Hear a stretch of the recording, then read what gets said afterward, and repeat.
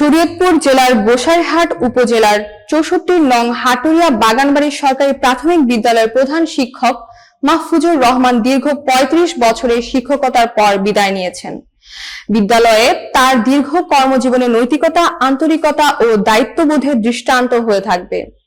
গোসাইরহাট প্রতিনিধি আলম সরদার জানান, রোববার বিদ্যালয়ের প্রাঙ্গণে দিনব্যাপী আয়োজিত বিদায় সংবর্ধনা অনুষ্ঠানে উপস্থিত ছিলেন উপজেলা প্রাথমিক শিক্ষা অফিসার লুৎফর রহমান, সহকারী শিক্ষা অফিসার শাকিল আহমেদ, প্রাথমিক প্রধান শিক্ষক সমিতির সভাপতি ও সাধারণ সম্পাদক, সাবেক শিক্ষকগণ, শিক্ষার্থী ও অভিভাবকরা।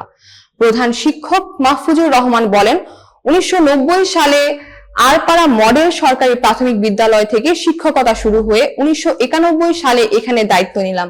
আজ ৩৫ বছরের এই যাত্রা শিক্ষার্থী, সহকর্মী ও এলাকার মানুষের ভালোবাসা ও সহযোগিতায় সম্ভব হয়েছে। উপজেলা প্রাথমিক শিক্ষা অফিসার লুৎফর রহমান বলেন, একজন শিক্ষক শুধু লেখাপড়াই নয়, মানুষ গড়ার কাজে অবদান রাখেন। প্রধান শিক্ষক মাহফুজুর রহমান ছিলেন সৎ, পরিশ্রমী ও মানবিক। তার অবদান বিদ্যালয় ও শিক্ষার্থীরা স্মরণ রাখবে।